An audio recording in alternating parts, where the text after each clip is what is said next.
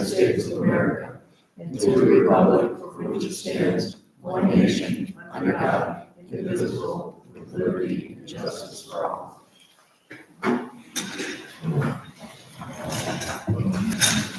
Okay, Jerry, roll call. We have two missing. Ken had family issues and was on vacation. Roll call. Barb, Here. Alan Robbins, President.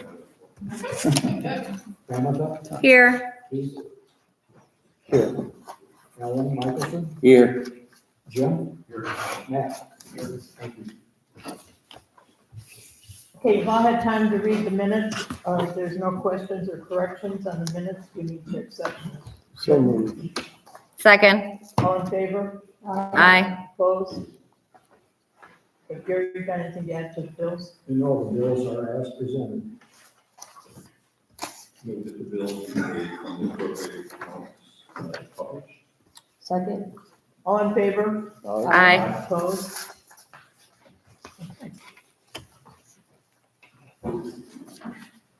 Okay, before we start, I want to thank Barb for coming tonight so we could have this meeting. Hopefully she's feeling okay. If she starts not feeling well, she'll be leaving, but she came in time to pay the bills, so we're good. And I also, before we start, want to thank Tamza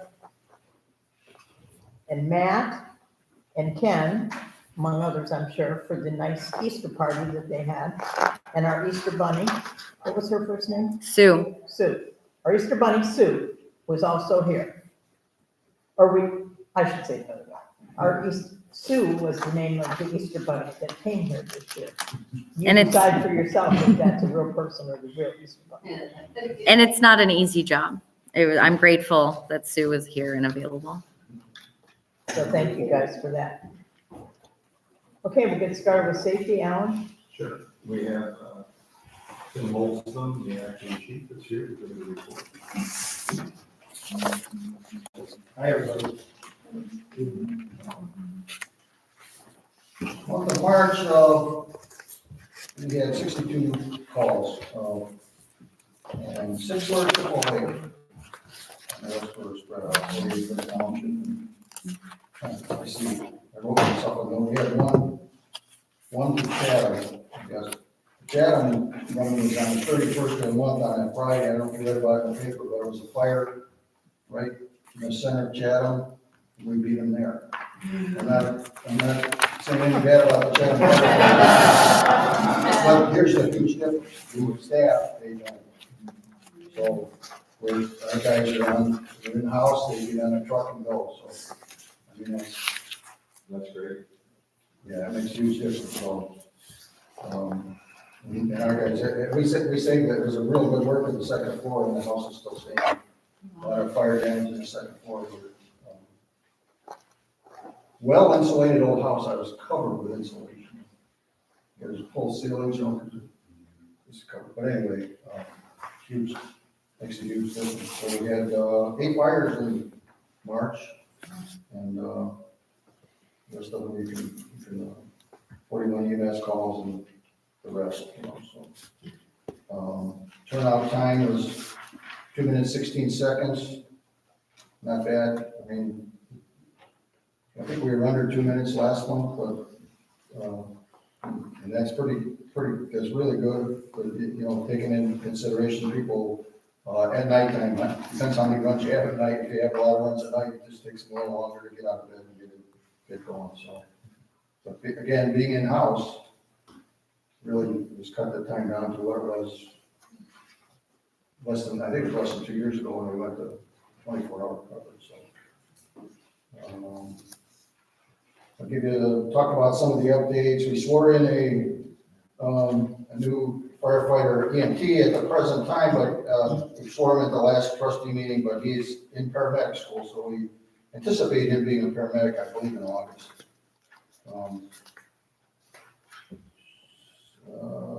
Put in a grant for some EMS equipment. Of course, our breakfast is going, and thank you to all of you who came to eat or came to help. Thanks much. We had 430 people that first Sunday. in 6 days, we got the next one coming up. So, and then 2 more after that, so 3 more altogether. Burn bans in effect, it's at 6 AM to 6 PM, no burning. The bottom, we're talking about our mutual aid, box alarm agreement system. What all that is who comes to help us with fires. It's all mapped out on a sheet of paper. And there's been changes, and we have had to make some changes in our own, what they call matrix. So it's up to date on certain, we divide our township up into certain areas, like down, anything south of here, of course, we're asking for Seville to show up. If it's the northwest corner, we're asking for Earhart to show up first with us, so that's the differences. And Earhart lost the ladder, they sold their ladder, so we gotta make some changes there. We got rid of engine 1, our old engine 1, so we had to take all that off of all the boxes, but just, it's like housekeeping. So, and then actually on here, we have the engine list, the sole local person that lives in Chippewa Lake water, so I'm gonna probably see it around. Wait, are they gonna start their own fire department here or something? I don't think so. I don't think so. We took all our decals off of it, he's talking about putting them back on. I can do that.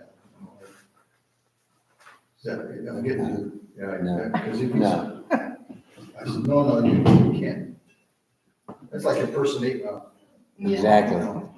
So, yeah, we'll throttle him if he tries it. Let's see, bought a couple more SCBA's, we put them on our squads. Sometimes the squad's out and about, and they're the first ones to get to a fire, and we can put them to work right away, that's great.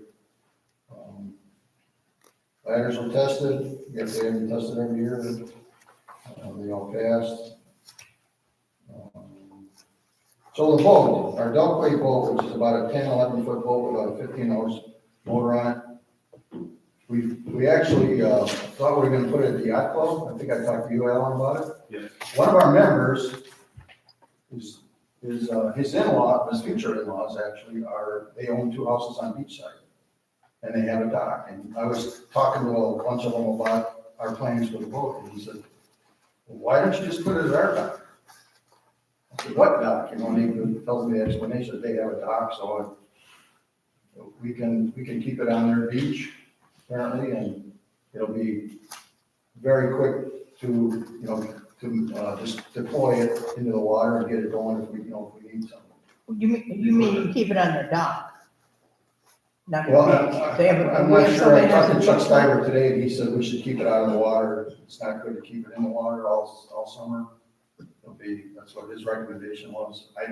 We have adequate parking for whoever comes down to get on the boat? No, you don't. Probably not. I can tell you no. So that might. So you'll we might have legally- to you'll park, we legally might have to park park by near the beach and then bring people over or something like that. What's the address? And not far from you. A couple blocks over from you, I think, so. They're the big with the polar plunge. You probably know the name. Martellus have 2 properties. That's it. Well, you could park at their house in there every day in the summer. Seriously. Well, yeah, that's a possibility, as long as we're not gonna damage our driveway or something. Especially a squad or something small. Well, actually, if it's an emergency situation, you can park on the road. Well, we can, but, we're also gonna, the fact that it's there on the water, people can go and practice with it much easier and more often than we ever did before, so. It's a good thing. I'll probably just take a squad down and park it, in their driveway and, use the boat a little bit, get comfortable with it. So that's the plan. Instead of just, having it at our station it's on a trailer, you have to drive it there, have to back it into down the range into the water and all that stuff. So, That's pretty convenient. Thank you for the.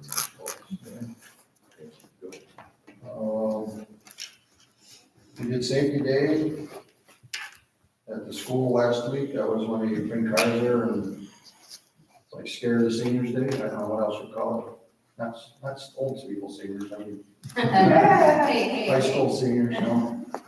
Because it's the promise things coming up, so that was our scare day for, and we had a car and opened them up and, I hope it got their attention. That's about it. Yeah, that's the highlights anyways.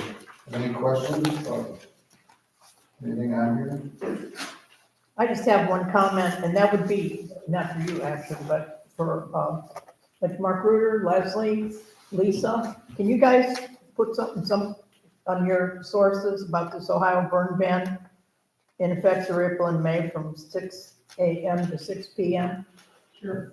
I've always been curious to what happens after 6 p.m. that makes it. It's okay to Magic. burn everything down.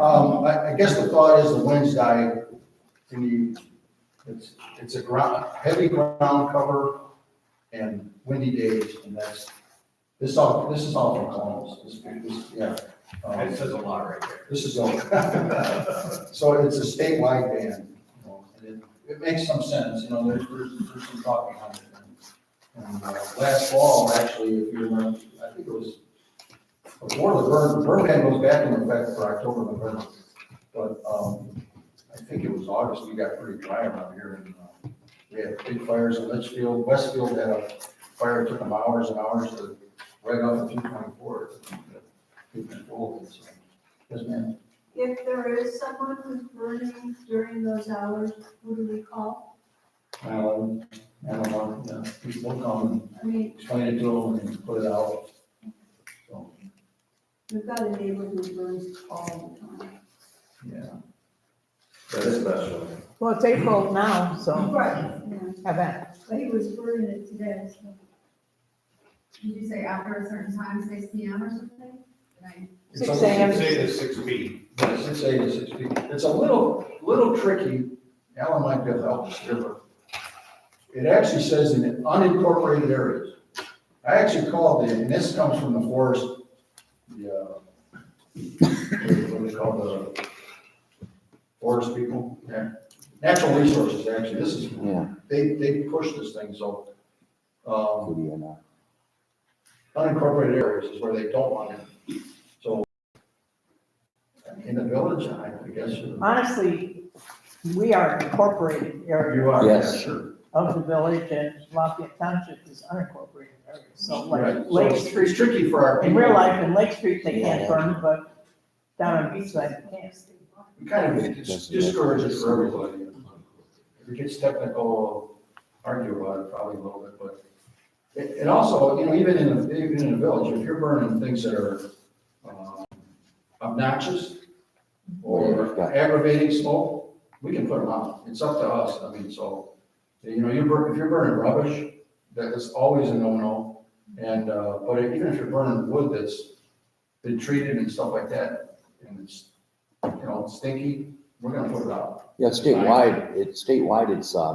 dry, clean wood. Exactly.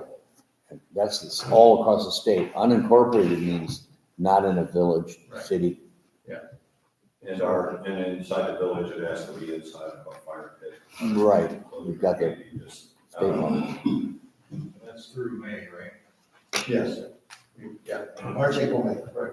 That's the open burn, but fire pits are always, you can't burn unless you're in a fire pit or a closed structure. And that's a good rule. Yeah, very so. Okay, thank you, Tim. There's one other side there as, Tim is the acting chief. We've been without official chief for several months. They're starting to collect their resumes. I've been informed that I'll be participating on those interviews. So, And they're trying to get that done here in the next few weeks, get the ball rolling on that, so. correct. I'm not gonna give any guesses when that's all gonna happen, but, yeah, that's hopefully there pretty soon, so. Well, thank you for your service. Okay. Appreciate it. Thanks, Tim. Did you get your phone line taken care of? Thank you. Yeah, Deputy Harvey's not here today, but I'll quickly go through it. For March, we had 80 hours targeted, we're 70. 89.2% full, which puts us in a yellow zone, we should have had coverage, we didn't have any problems.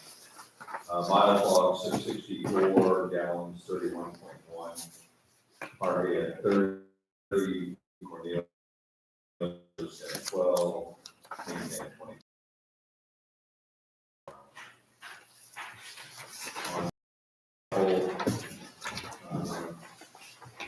Warrant, service of the warrant 1, fire structure residential 1, squad ambulances 5, extra patrols 78, Victor watches 42, suspicious vehicle 1, suspicious person 1, assists other agencies 1, building checks 9, consensual encounters 1, criminal damage, mischief, vandalism 1, custody code 1, custody dispute, gas leak, odor, natural, or fuel 1, fire EMS 1, parking complaint 1, suspicious circumstances 1, traffic stop 1. Total activities 147. We targeted again in April, which will be an 80-hour target. June, July, August. Everything's going well. Nothing urgent to do.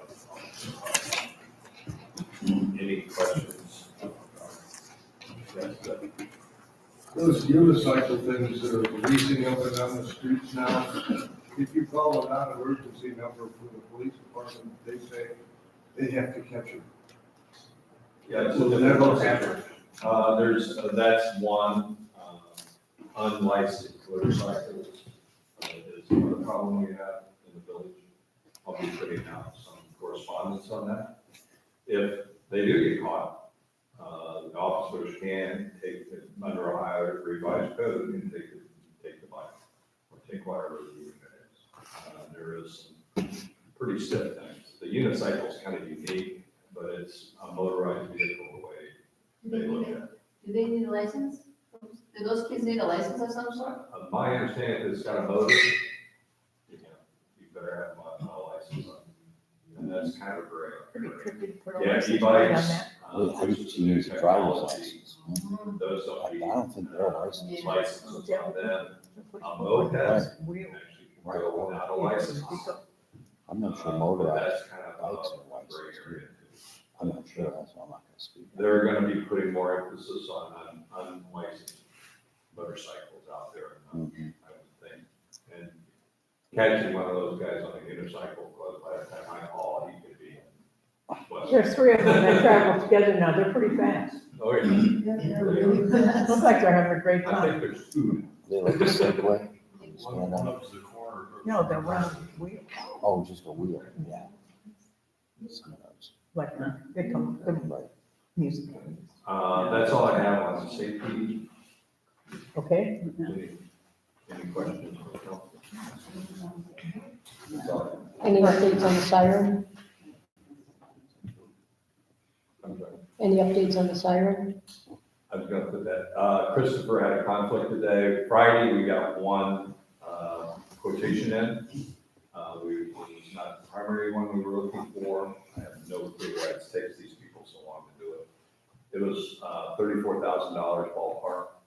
There was some, we had the radio frequency issue that we were dealing with, and possibly a change, and we've been, our middle set, well, why don't we get the radio that takes both of them, we don't have to worry about that. They did not recommend that. So, some of that. This, Christopher is also identifying grant, people, a couple, and then we have within our own sphere here. He was going to be, I'll be looking at what the grant profile was. One that we were looking for at 50,000 above threshold, and we're under the 50,000. So that's kind of a gray area. He saw that they had funded less than $50,000 project. the next steps was identify grants, and the other was to approach the other geopolitical entities around here, sit down, talk with them, tell them what we're trying to do, and see if we can get some help or participation from them, or Friends of the Park, or some of those kind of entities to help soften the blow. We don't have the ARPA funds, which were originally targeted for that, went over to repairing the creek. So we'd have to find the budget dollars in the budget. Not that Gary's good at that. we've allocated for it, but making sure that it's done properly. So that's kind of where we are. Unfortunately, Christopher had a conflict with school today, and he did change his major to emergency management, where he's been civil engineering. He did that this term. So he's excited. One mistake I think we made when we asked for quotes, because it's kind of simple, was put a drop-dead date on the quote. So these people can't take us out forever. This whole thing is really irritating that a small village has to go through these kind of hoops to understand what you need for a siren, communication of the siren, the cost of the siren. It's just really simple. EMA should do it, county should do it, but. Especially considering how many people are gonna benefit from it. Not just the village, but Well, one of the highest needs was people that use the lake. And just last week, when they had the big storm that went through on a Saturday, the top bass fisherman was killed on Hoover Lake down by Columbus. And you would think he would be as aware as anybody of emergency issues, that whether it was a siren went off or anything like that. But that's precisely the kind of things that we would like to alert people. Say one person, what's that cost? So, Christopher also found out, it's interesting that other counties in Ohio have people in charge of making sure the sirens do work. Medina County doesn't have that. So maybe we'll put Christopher on that sooner or later too. Because it seems like a safety issue, and the sheriff's department, they sent that list around, they had 3 or 4 of them they knew didn't work. And it seems to be something, I don't know, saying about getting fixed or making somebody fix them. So there's probably gonna be more to that issue before it's over. Question, several years ago when we had that big storm and a lot of trees came down, the police were going around broadcasting, PA systems up and down the streets, warning people that there was tornado warnings. Do they still do that? I've not heard specifically where deputies were doing what you described. Certainly if the siren worked, that would alert. And the siren that we're looking at would have much bigger coverage than the one that we're familiar with. Of course, the weather channels, TV channels, they alert you, but not everybody is tuned into those kind of things from a technology standpoint. If you're on the lake, you're aware of anything. You don't have your phone with you, whatever. Well, same would be true when they open when the park district opens the park at the old Chippewa Lake Park. Be people over there, I mean, there's a lot of trails and all that, they also might not have a way to be notified. Yes, and then, we might go 4 months and then our siren kicks off for the Saturday test. So it's really frustrating, really frustrating. And it's taken this long, for sure. But that's all I have. Okay, thank you. Okay, zoning, Zoning report for April. 9 Perfect Ave. Charges are filed. No further update. 227 Rustic Brook. Charges are filed. 419 North Vale. A notice was posted for incomplete siding on the house. The owner is still waiting for some windows to come in. And his due date that he gave me was like the end of May, that he'd have the project finished. But he is making slow progress. We're all in now? Oh, okay. Well, that's good news. So we close to finish in the time. 273 Rustic Brook, notice was posted for roof and soffit repairs needed also. Tree grown into the deck, and compromising railings, and house was partially coated in steel last year and needs a good coat of stain or whatever to seal it. The owner has fixed the soffit and patched the roof. From what I understand, he plans to re-roof the house this year, and the other things are still on hold, but it's like sometimes pushing the rope, you know. So we'll do the best we can there. 54 Bungalow Bay. In order to correct the serve for the removal of rocks around on some village property. Jim, could you speak loud? Yeah, I can't understand what you're saying. That's taken care of.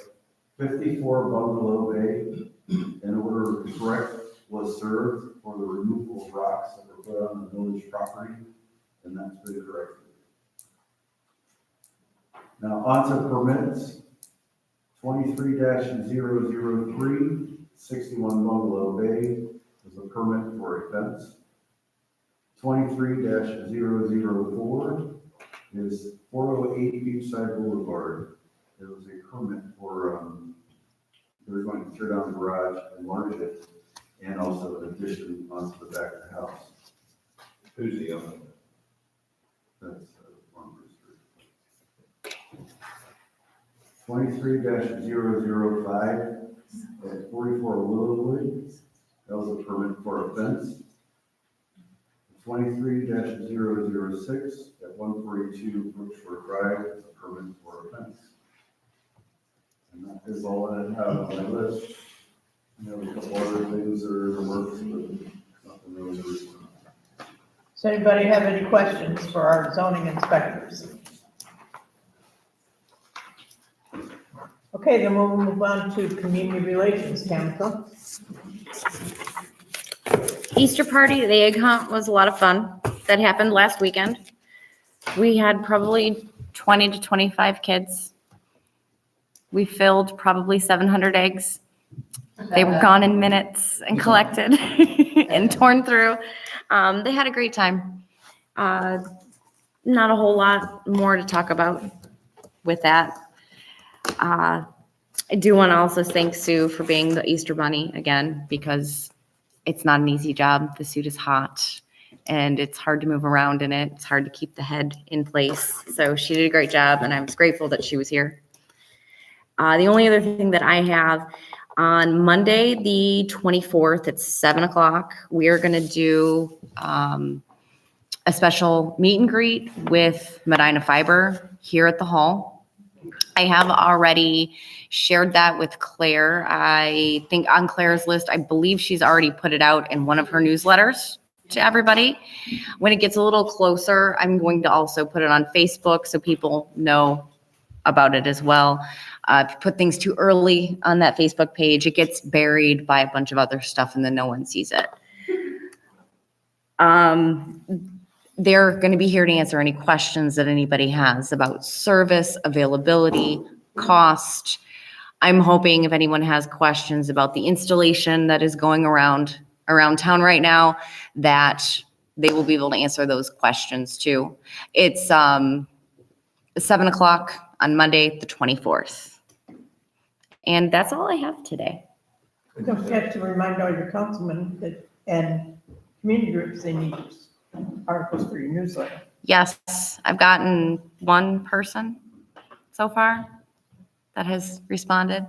I've had some like community groups that have responded, but I'm still waiting for everybody else. Keith has a couple things for you, Okay. remember? Mayor, I have one addition. It's not kind of a community relations. I'm doing a reach out through John Gladden to Cloverleaf High School to see if there are wrestlers or students that would want to help residents install docks. We're finding a senior community. They don't have the physical capabilities now. Years back when Ken Aaron was kind of assistant wrestling coach, he arranged for wrestlers to do that. To do what? I'm sorry. Put in, help residents put docks in, Oh, or docks in. physical aid. So, no